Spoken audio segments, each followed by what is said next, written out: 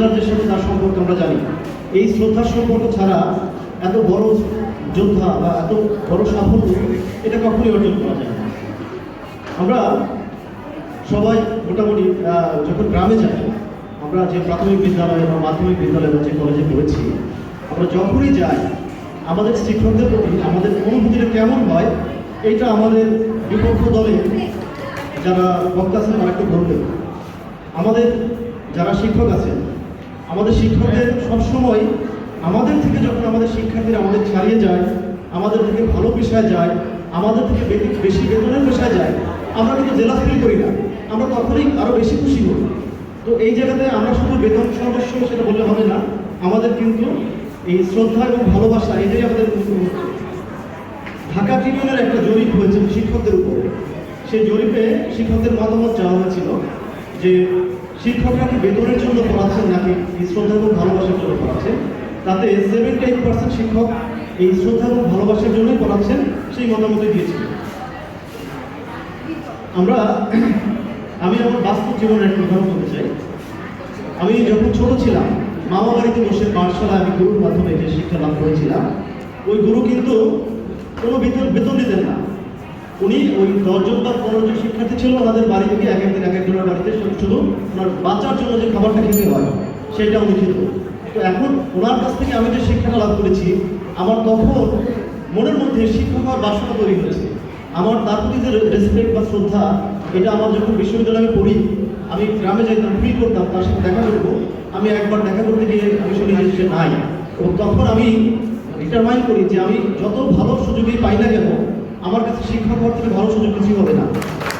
তো আমি আমাদের বিপক্ষ দলের যারা আছেন তাদের কাছে মনে হয়েছে পেটের ক্ষুধাটা গুরুত্বপূর্ণ, কিন্তু আমি মনে করি মনের ক্ষুধা আরও বেশি গুরুত্বপূর্ণ।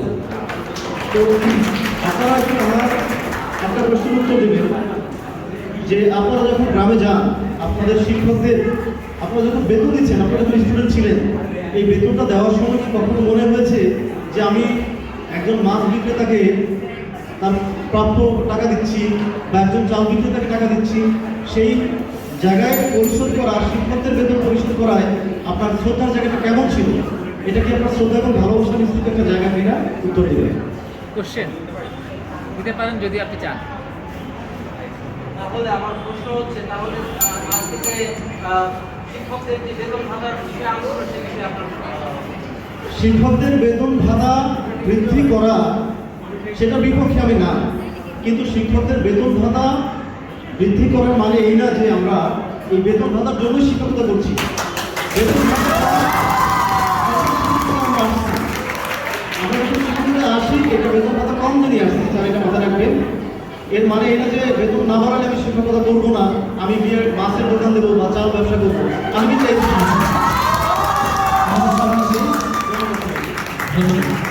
ধন্যবাদ ধন্যবাদ সুজন স্যারকে। বিপক্ষ দলের দ্বিতীয় বক্তা। সম্মানিত সভাপতি, শ্রোতাবৃন্দ এবং উপস্থিত বিচারক মণ্ডলী, আজকের বিষয় হচ্ছে বেতন নয়, শিক্ষার্থীদের শ্রদ্ধা ও ভালোবাসায় শিক্ষকদের অনুপ্রেরণা। আমি এই বক্তব্যের তীব্র বিরোধিতা করছি। শিক্ষক মানুষ, তার মৌলিক চাহিদা আছে। শিক্ষকের হৃদয়ে যেমন ভালোবাসা থাকে, তেমনি পেটে ক্ষুধাও থাকে। বিখ্যাত দার্শনিক অ্যারিস্টটল বলেছেন, he who doesn't have the means to live doesn't live a virtuous life. যার বাঁচার উপায় নেই, সে নীতিবান জীবনযাপন করতে পারে না। শুধু শ্রদ্ধা ও ভালোবাসা দিয়ে শিক্ষক সংসার চালাতে পারেন না। পর্যাপ্ত বেতন ও আর্থিক নিরাপত্তা শিক্ষককে মানসিক স্থিতি দেয়, যা একজন কর্মের অনুপ্রেরণার ভিত্তি। আর্থিক প্রণোদনা পেশার মান ও যোগ্যতা ধরে রাখে এই বেতন কাঠামো। কাজী নজরুল ইসলাম বলেছেন, ক্ষুধার জ্বালা যে বোঝে সে জানে ভালোবাসা খেয়ে বাঁচা যায় না। যদি শিক্ষকতার পেশা যথাযোগ্য বেতন না থাকে, তবে মেধাবী তরুণ এই পেশায় আগ্রহী হবে না। ভালো বেতন মানে যোগ্য শিক্ষক ধরে রাখা, আর সেটাই জাতির ভবিষ্যৎ গঠনের পূর্ব শর্ত। শ্রদ্ধা ও ভালোবাসা গুরুত্বপূর্ণ, কিন্তু তা কি যথেষ্ট? অবশ্যই নয়, তা যথেষ্ট নয়। বিখ্যাত লেখক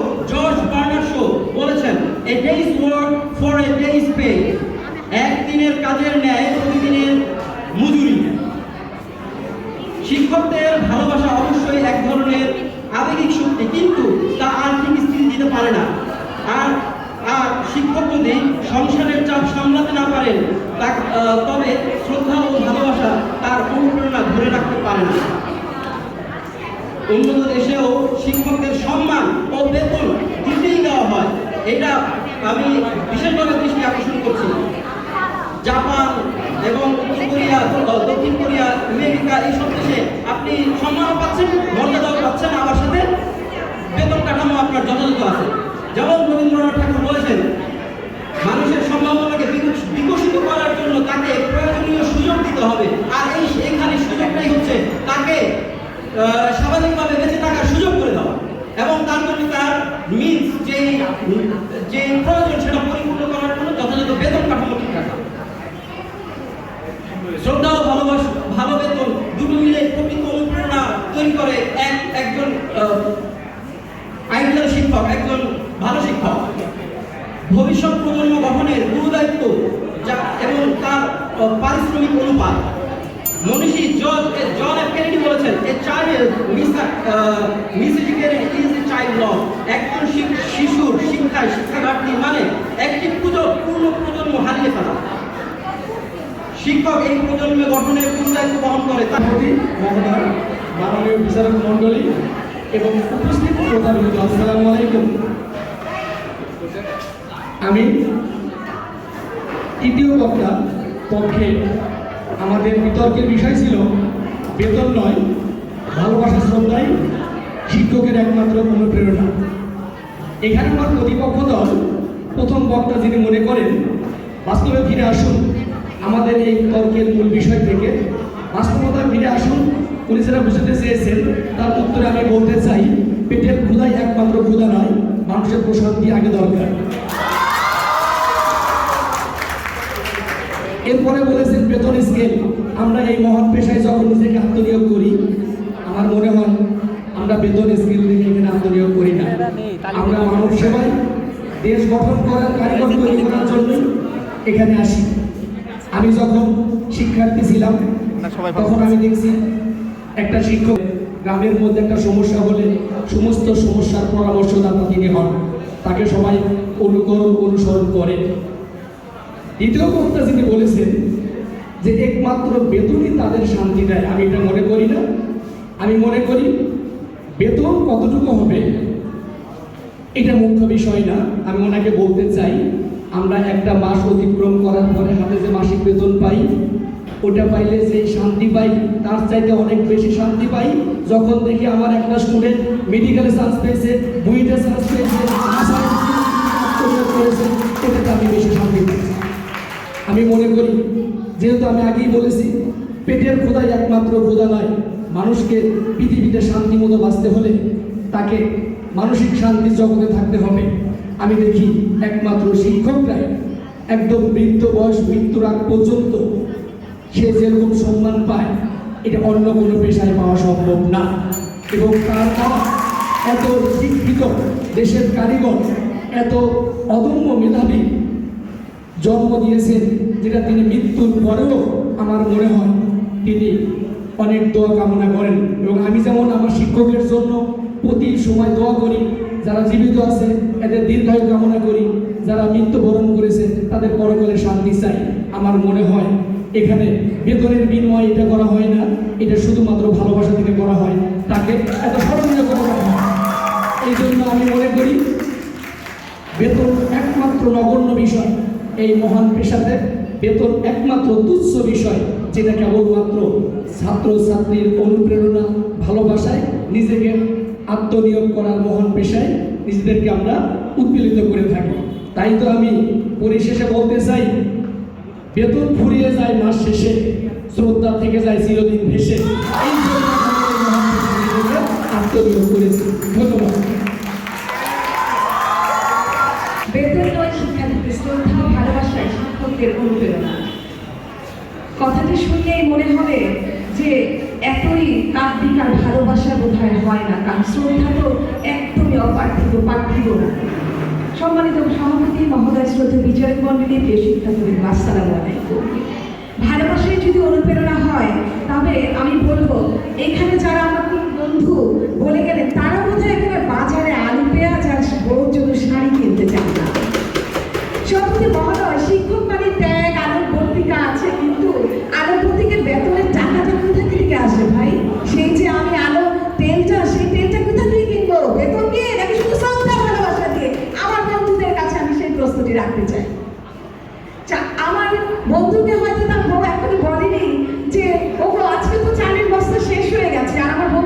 বলেছে না গো, আজকে তো অনেক শ্রদ্ধার ভালোবাসা পেয়েছি।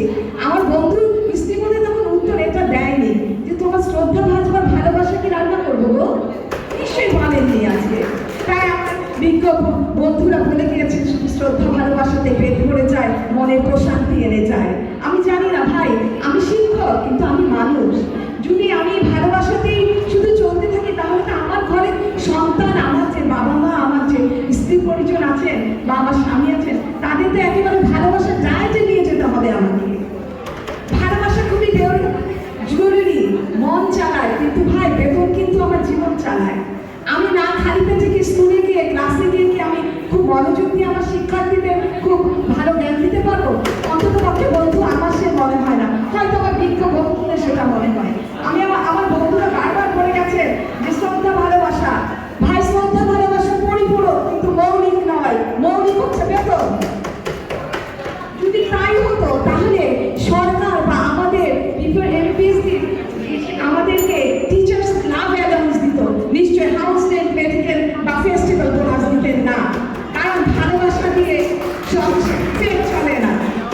আমার এখনো আমি জানি আমার বিজ্ঞ বন্ধুরা বলবেন না না শিক্ষকরা অর্থের জন্য নয় জ্ঞানের জন্য কাজ করেন। আমি আমার বন্ধুদের বলতে চাই, বুকে হাত দিয়ে বলেন, আপনি কি প্রাইভেট টিউশনে করান কি করান না? জ্ঞানের কাজ করতে গিয়ে কি আপনি জ্ঞান হারিয়ে ফেলবেন? যখন 2 মাসের বেতন পাবেন না তখন কি আপনি কি আর কাজ করতে পারবেন? আমার এই উত্তরটা কিন্তু ভাই অবশ্যই চাই। শ্রদ্ধা ভালোবাসা পরিপূরক মৌলিকরা বাস্তবে গ্রামের শিক্ষকরা ঠিক মতো বেতন পান না, তারা অন্য পেশায় চলে যান, কৃষিকাজেও চলে যান। তার ছেলেরা শেষ পর্যন্ত বলেন আমার বাবা একসময় শিক্ষক ছিলেন, পরে কৃষিকাজও করেন। আজকে যখন আমরা এই এসটিউবে আলোচনা রূপে শিক্ষকদের বেতন বা শিক্ষার্থী শ্রদ্ধা ভালোবাসা নিয়ে কথা বলছি, তখন আমাদের বেসরকারি একবিভক্ত 20% আরো অতিরিক্ত 3টি দফা নিয়ে কেন্দ্রীয় শহীদ মিনারে গণ আন্দোলন করছে। আমি আমার বন্ধুদের এই নির্দেশ দিতে চাই, কেন যদি শ্রদ্ধা ভালোবাসা এগোয় তবে কেন এখনো আমাদের দেশের শিক্ষকরা টুকরে পড়ে বলছেন, কেন শিক্ষকরা এখনো তাদের সম্মান পায় না? তাই আমি বলতে চাই আমার বন্ধুরা এখনো বলে যে না, বেতনই অবশ্যই বেতন বেতন বেতন, একটা মানুষকে আর্থিক সামাজিকভাবে স্বয়ংসম্পূর্ণ করতে পারবো, তার মাধ্যমে সে একটি সুস্থ সুন্দর জীবন সন্তানদের সন্তান সমতুল্য শিক্ষার্থীদের দিতে পারে। ধন্যবাদ সবাইকে, নিরন্তর ভালোবাসা সবাইকে। বলে গেলে বেতনের কথা, এবং মনে হচ্ছে এটাই আমাদের প্রায়োরিটি। বেতনের প্রয়োজনে থেকে আমরা অস্বীকার করছি না, কিন্তু প্রায়োরিটি কোনটা? শিক্ষকদের বেতনের প্রয়োজন আছে, সেটাকে আমরা অস্বীকার করছি না, কিন্তু প্রায়োরিটি শিক্ষকদের কাছে শিক্ষার্থীদের শ্রদ্ধা এবং ভালোবাসা। এই শিক্ষার্থীদের শ্রদ্ধা এবং ভালোবাসা যদি না থাকে তাহলে তো আমি আমার শেখানোর প্রক্রিয়াটাই বাধাগ্রস্ত হবে। যখন আমাকে শিক্ষার্থী একজন অন্য পেশার মানুষের মতো করে ট্রিট করবে, তখন শিক্ষার্থী আমার কাছে শিখবে কীভাবে? একজন আলু বা পেঁয়াজ বিক্রেতাকে আমি তার পাওনা পরিশোধ না করলে সে তার সেবা দেবে না। কিন্তু একজন শিক্ষক, আপনারা যখন শিক্ষার্থী ছিলেন, আমরা যখন শিক্ষার্থী ছিলাম, অনেক শিক্ষক ছিল যে আমরা বেতন দিতে পারি নাই, ওকে বাবা, ডাজ নট ম্যাটার, শিখতে আসুন, শিক্ষকদের মধ্যে এটা থাকে। কিন্তু একজন অন্য পেশার একজন মানুষের কাছে আপনি টাকা না দিয়ে সেবা দিতে পারবেন, শুধুমাত্র শিক্ষকদের কাছে গেলে পারবেন। সুতরাং তাদের কাছে প্রায়োরিটি বেতন না, তাদের প্রায়োরিটি শিক্ষার্থীদের শ্রদ্ধা এবং ভালোবাসা। এটা ছাড়া শেখানোর পথ বন্ধ হয়ে যায়। আমরা জানি তাপ সবসময় উচ্চ তাপমাত্রা থেকে নিম্ন তাপমাত্রা খুব ফ্লো হয়, পানি উঁচু জায়গা থেকে নিচু জায়গায় ফ্লো হয়। শিক্ষকের জায়গাটা শ্রদ্ধা এবং ভালোবাসা না থাকলে জ্ঞান তো ফ্লো হবে না শিক্ষার্থীদের কাছে। একজন শিক্ষার্থীর সাথে একজন শিক্ষকের সম্পর্ক যদি আর্থিক হয়, শুধুমাত্র শ্রদ্ধা ভালোবাসা না হয়, জ্ঞানের ফ্লো থাকবে না, সেটা বন্ধ হয়ে যাবে। সুতরাং এটাকে মাথায় রাখবে, এই পেশায় প্রায়োরিটি শ্রদ্ধা এবং ভালোবাসা। অর্থের প্রয়োজন আছে, কিন্তু সেটাই মুখ্য বিষয় না, এটাই বলছি আর কি। ধন্যবাদ সবাই। ধন্যবাদ। আমি প্রথমেই আমাদের প্রথম বক্তার যুক্তি খণ্ডন করবো। তিনি বলেছেন মহাভারতের অর্জুনের কথা।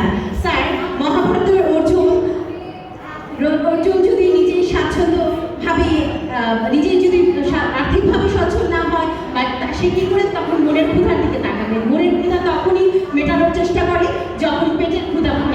নয়। আপনি আগেই পেটের ক্ষুধা না নিবারণ করেন, মনের ক্ষুধার জন্য দৌড়াদৌড়ি করলে তাহলে কি আর আপনি আপনার নিজের সার্থকতা পূরণ হবে? মৌলিক চাহিদা যদি প্রয়োজন না হয়, মনের ক্ষুধা আপনার তখন মনের ক্ষুধা মনেই আসবে না। শিক্ষক